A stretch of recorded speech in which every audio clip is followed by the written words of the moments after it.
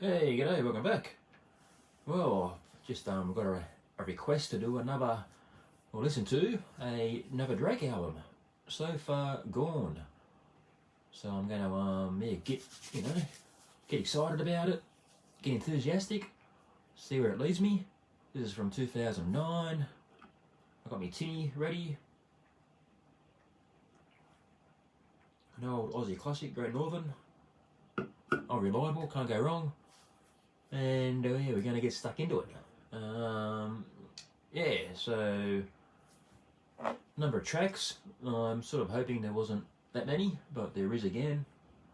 Over, go back up. 18 tracks. Not as bad as the most recent albums I've listened to, where there's been 20 plus, and they just go on forever. So let's get stuck into it. And of course, yeah, please watch the second half of this video because I'm going to do the old return serve. And if I should say, if I have to listen to this album, you watching have to listen to the album I'm going to put up after this. So we'll see you soon. Well, first song in, got the end credits. Song-wise, yeah, it was a very well-produced song, this one. Very slow. It was a bit slow, a bit surprised how slow the first track was. Thought it would have been a bit more upbeat. But how interesting. Look at that name. Roland Orzabal. Now, I can't even pronounce it, but all I know is, man, Tears for Fears. Now I've got to research. This is why I love listening to these albums, because all these names pop up, Very well-known artists, musicians, songwriters, everything. So let's find out what involvement Roland had in this song. Well, yeah, I believe it's not easy to find actually, but I believe he's mainly just credited as a songwriter because he sampled. There's a sample used, and it says because the track samples the Tears for Fears song. Tears for Fears. That sort of got me a bit stumped there. I can't really hear any Tears for Fears music in this, but now these artists, this is what they have to do. They do have to credit any samples they use. Back in the day when they first started doing this sort of stuff with samples, they were, doing it pretty sneakily and couldn't get away with it. So I think someone did it pretty obvious and got busted for it. Now, they know they're going to make, millions and millions of dollars off this sort of stuff, so they can afford to give some away, can't they? So, so as I said, I couldn't really pick up the Tears for Fears song in here, but he's got the credit, so good on you, Roland. 80s, wins again. Right, and because I know now, as soon as I'd played, I just pressed play then for the last 5 seconds, and you can hear that drum, sort of synthesised drum sound that Tears for Fears were well known for. So yeah, there is a hint of that. There's a hint of Tears for Fears there. So just pick it up.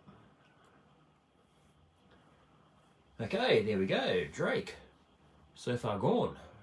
Actually, very proud of myself that I did get right through it and listen to the whole thing. No fast forward, no skips. So when you listen to the album that I suggest next, that's the challenge, to get right through it with no fast forward or no skips. It will be much easier time-wise. It's going to be a much shorter album than this one, with all the tracks on this. It does go for a long time. Now, so I've got a score that I use in my scoring system. So vocal performance, I'm going to give it 8 out of 10. I did find it's much better than the last Drake album I heard. There is when he does actually choose to sing, he's got a good voice. So I'm going to give it 8 there. Instrument performance, I'll give a 7. Once again, much better than the last Drake album I reviewed. There's a track I'll get to in a second where it is just piano, and that's very nicely played. And music performance also is that's no big epic rock production or progressive rock production where there's guitars and bass and drums and keyboards, that sort of stuff. But what they do is very very tasteful is probably the word. Lyrics, I'm going to give I'm tempted to give it a 5, but I will give it a 6 because once again it is much better than the previous one. You know, it's rap, so really I'm not trying to be harsh here, but they do just throw a lot of words together. It's like they just, you know, just scramble around a lot of words and see what rhymes with each other. Sometimes it works, sometimes it's a bit of a mess. But anyway, original. If it's original or not, is it original? Nah, not really. It's you know, even back in the early 2000s or late 90s, even you heard a lot of this sort of stuff. Oh, probably more so the early 2000s. Yeah, no, this was all this sort of stuff was pumping out of cars with the filth systems and whatnot. Production audio quality, that's the big one here. I'm going to give that a good 9 out of 10. This does sound pretty awesome.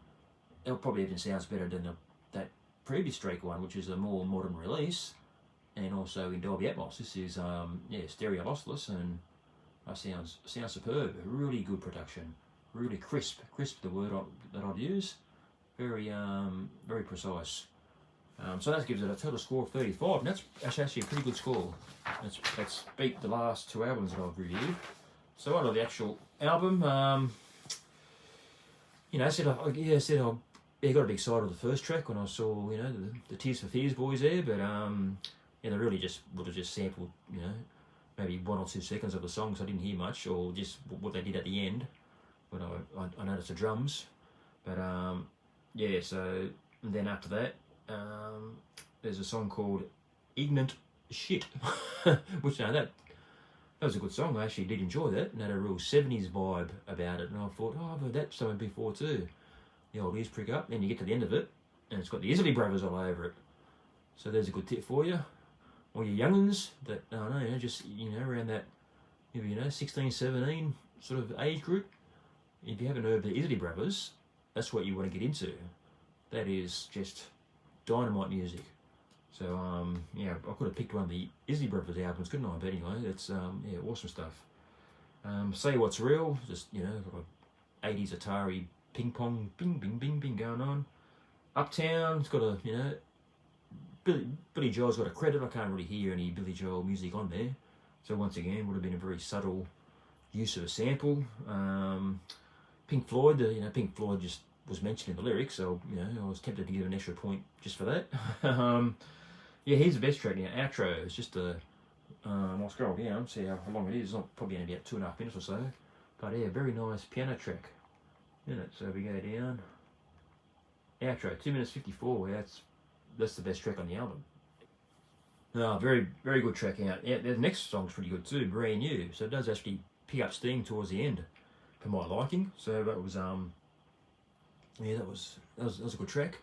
And the last one just had a Coldplay sample at the very start. So of course, you know, Chris Martin gets a credit there and a bit of cash.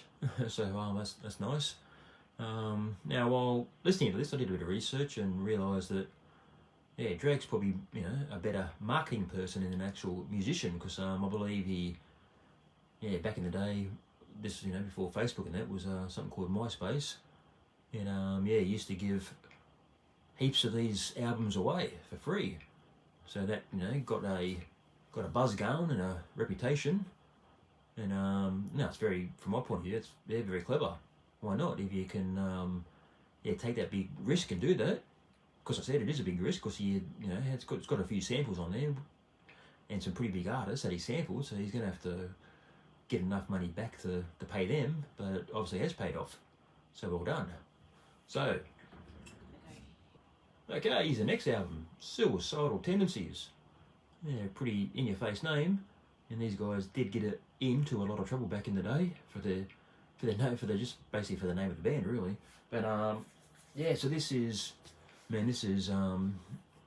everything, every genre. It's rap, it's thrash metal, it's punk, it's hard rock, it's, yeah, they call it crossover. Oh, there's a million names for it. Punk metal, it's got funk in it. Of course, yeah, Metallica, this is where Metallica got their current bass player from, and he's an absolute beast. He brought that real slap, low down sound into this sort of style of music.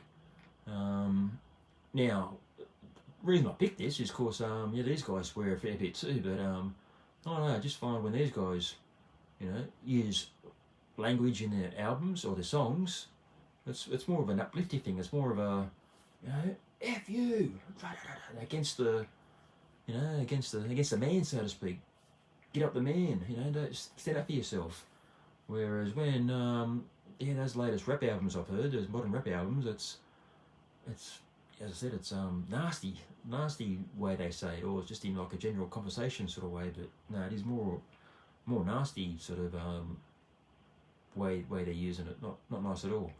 But yeah. So anyway, I've got the volume down low, so I'm gonna actually play some songs, and you'll actually see the lyrics come up. So you know, not lots of yeah, hiding nothing here. Then you go to the first track, You Can't Bring Me Down. It's about, you know, it's pretty obvious what it's about. You can't bring me down. Yeah, the lyrics in this, you can actually, you know, read along and get very, very uplifted, inspired by it. Yeah, you know, so everyone stand up together and be strong, united. Yeah, don't take crap from authority and the man, and you know, all that sort of stuff. So this is back in, what year was this? I'll have to check my notes, but yeah, be around 91, I reckon. But yeah, You Can't Bring Me Down. You can't bring me down. Incredible stuff. Then yeah, Tell 'Em I Strut Rock here, where you'll, you know, get a bass solo, get a guitar solo, get it all going on. And as read, the song really speeds up and gets going. So as you can see, it's more you know, if you offend, you're sorry, you know, go and get stuffed. You know, but there you go. So it's more of a, F you, get up here, come on, let's go. You mean, get inspired. So that's the main thrust for this whole album as it goes on. There's also other themes, like back in the day there was televangelists on TV, and they used to, you know, trying to get money in, you know, not very nice ways. You know, if you sort of send us money, we're going to pray for you and that sort of stuff. So, you know, there's a pretty good song about that sort of stuff. And this sort of music was what brought those guys down in the end and caused them to be investigated and stopped all that sort of stuff. So, you know, this stuff does make a pretty big social change. Then there's this song called Alone. So yeah, this is, you know, for people that felt lonely back in the day, that didn't really conform or fit in with whatever the norm was back then. So this is a very inspiring song for those people. I was probably one of them, to be honest with you. And yeah, probably still am now. But this, as you can see, this, I'm the loneliest when I'm in a crowd. You know what I mean? That's, yeah, pretty much sums up a lot for me. Nobody hears me, you know, like, you know, this you just have to listen to this song all the way through. Once again, it starts off nice and gentle and just speeds up and gets sort of, you know, when it speeds up, like it starts off slow and sort of depressing, but then it speeds up and then you get more inspired and not so much angry, but just, yeah, okay, let's sort of fight this together kind of thing. Oh, you know, if this band's singing about it, then I'm not the only one. So yeah, great stuff. But yeah, I won't spend too much time on it. It's yeah, as I said, it's won't waste too much of your time. It's only 10 tracks. Total runtime is 42 minutes. Oh yeah, it was made in actually 1990, so I was close. If you watch the video clip of You Can't Bring Me Down on YouTube, I think it's got something like 33 million views or something, so it's a massive song. They're actually currently touring with Metallica in Australia now, because Robert Trujillo, the bass player for Metallica, who I said was in this band, his son is now the bass player for this band. So that's yeah, pretty cool stuff. And to bring them out on tour with Metallica, that's incredible. So yeah, as a score, vocal performance, I give a 7. I gave the Drake one an 8. So yeah, one less there. The vocals, yeah, he's not the greatest singer in the world, but the emotion he puts into it is second to none. So you can't deny that. he does yeah, a lot of, you know, a lot of the punky sort of vocals, but then can, you know, do the bit of rapping as well, and he also can sing cleanly, which is pretty impressive. Instrument performance, I'll give that a 9. That's just incredible. They got, as I said, Robert Trujillo, one of the, you know, great bass players. Guitarist is incredible. Drummers, they're all incredible musicians. That's, you know, and man, you just got to hear it to believe it. Lyrics, that's a 9 easy. The lyrics in this is awesome. I said it's either, you know, really uplifting stuff, or, you know, social, whatever socially was going on at that time. Yeah, definitely an easy 9 there. Originate, oh, I can't stop saying that word. I'm going to say, is it original or not? That's the way around it. That's a 9 too, because no one was doing this sort of stuff at the time. There were a few similar bands around, but not to this level.